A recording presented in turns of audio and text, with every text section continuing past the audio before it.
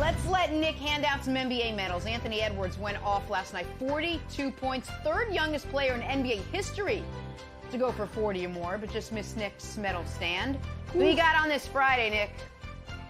He did. Great game by Anthony Edwards. One of his teammates took his spot on the medal stand. We'll start with the bronze. LeBron James. 37, 8, and 6. Oh, LaMelo Ball. LaMelo's like, no, I don't care about playing LeBron. I didn't grow up watching LeBron. I grew up having my dad yell at me, say I wouldn't be as good as my brothers, and now I'm better than them. Okay, that's fine. Well, now you got to see LeBron up close and personal. Silver medal. Russ, after Wilds took him off the medal stand, said just missed the cut, blamed him for their loss. Yeah. Russ says 35, 15, and 13. Again, hey, Utah Jazz. Remember that week when people were like, you got to respect the Utah Jazz, and your buddy Nick Wright was like, no, you don't? Yeah, they've fallen apart since then. Gold medalist, Karl Anthony Towns. Brandon Marshall says you don't get credit for beating Minnesota. So what happens if you're the Suns and you lose to them? Karl Anthony Towns, 41, 10, and 8 in a great win over the Phoenix Suns. There it is, Brandon. There's your medals. Hey, every dog has his day. But look, Nick, I felt like James Harden should have been considered. He had a triple-double of a recovery day. That. They didn't play last night, but he should have been considered. A great recovery day. I agree. Of course. Yeah. James Harden. James Harden. Oh, you got another one. Thank you. Who just missed the cut? I'm going Donovan here. Watch this. This looks like a Russ highlight. Gets posted. And look, gets the baby rocked on him. Never good. Remember, everyone, last time someone challenged Donovan this publicly was when Shaq said, you don't have what it takes to be a superstar. Went on a big winning streak. So watch out. Raptors, Jazz tonight. Donovan, big bounce back game. Let's talk some football. We head to Indy where Colts new quarterback Carson Wentz, he met with the media first time yesterday. You had to know he was going to get bombarded with questions about his falling out in Philly. And he did, most notably his relationship with Jalen Hurts last season. Brandon, which quarterback do you think will have more success this season, Wentz or Jalen Hurts? Carson Wentz, no doubt. I mean, first of all, you got to look at how these two teams and these two quarterbacks are set up. Carson Wentz, he has a top 10 defense.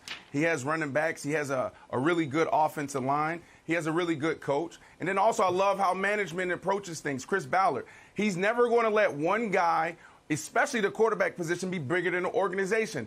And that's where they went wrong in Philadelphia. Frank, I was like, man, guys, why do y'all love Frank and Carson together so much? And the first thing they said was, well, Frank is a guy that can get to anybody. They went back to Phillip Rivers, and everybody's laughing at him about signing Phillip Rivers, and you can see how efficient Phillip Rivers played last year. So they're excited about Frank and Carson's relationship and what they can do together. And they really believe that they have the guys in the locker room to make a run at the Super Bowl. Now, when you look in Philly, they had some major issues last year, and those issues haven't been addressed. And I don't know if they can be addressed because they're up against the salary cap. Now, the Philadelphia Eagles been known to be creative, but right now you have no DBs. You have no wide receivers. You still have problems at the offensive line. You don't have depth at the linebacker position. So what the hell are you going to do? So this kid, Jalen Hurts, I wouldn't be surprised if he has a terrible year next year because, yeah, he's the quarterback, but he's one guy. The quarterback, he needs so many more people around him, and he has nobody. Just let go of Alshon Jeffrey. They let go of Deshaun Jackson. Obviously, they didn't add anything last year. Those dudes in and out of the lineup and barely gave any production. But you have nothing there, Wilds. Yeah, so I definitely think it's Carson as well, Brandon. And when we look back at what happened to the Eagles, you could point to a lot of factors on why Carson wasn't successful. It was that offensive line where he got sacked 50 times in 12 games. It may have been the lack of weapons. It may have been a little bit of a leadership issue. Well, now you move to Indianapolis, Nick. The offensive line is great. They protected Rivers really well. And then they got more weapons. And also, I think Carson Wentz's leadership is going to go up a notch. And he addressed it yesterday. This is what he said. I'm going to learn from it and try to be the best teammate I can be. If any of my teammates think I wasn't the best teammate, I apologize and wish I could have been better. So I think for those three reasons, specifically the leadership part, will make sure Carson Wentz is better than he's ever been before.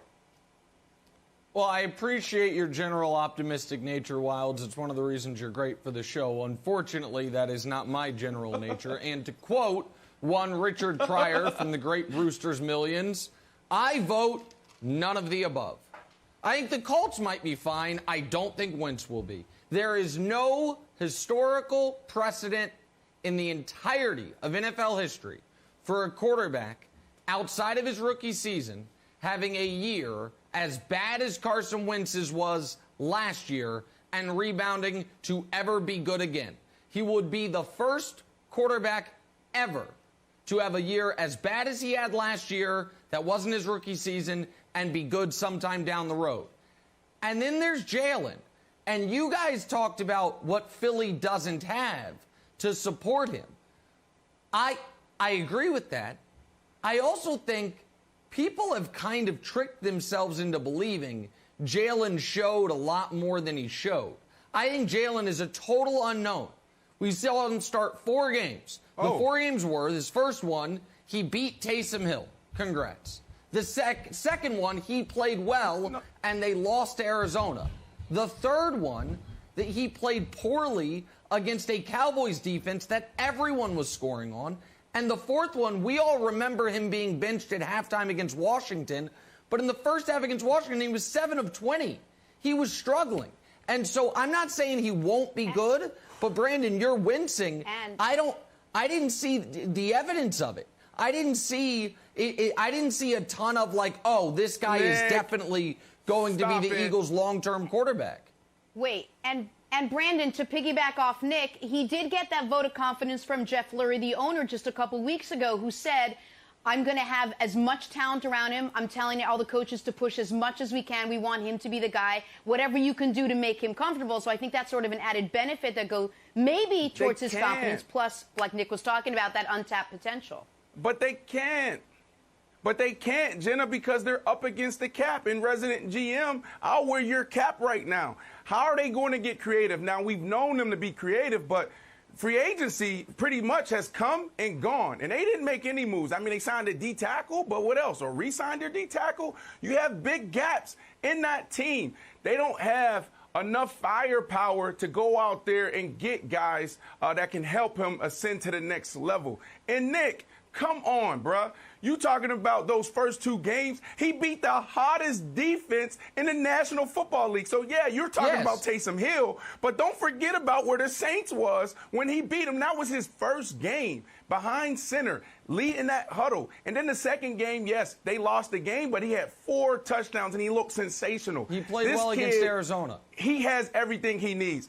And then the other thing that jumped out to me, because we saw the talent, right? You can get better at that. You know, for him to go out there and play well in spurts, all right, we saw that. The thing that separates most quarterbacks, or the number one thing that separates quarterbacks, is IQ. So you heard Carson Wentz say, he said, I was surprised, I was shocked at how quickly he picked up the offense. That is the thing that's going to help this kid in the long term. In the short term, he's probably going to get his butt whooped because he has no help and they have no firepower to go get him help, Nick. Yeah, listen, maybe for me it's confirmation bias, because when I watched him in college, I didn't think, oh, this is a future NFL franchise starting quarterback. I thought he could be a useful guy, a useful player.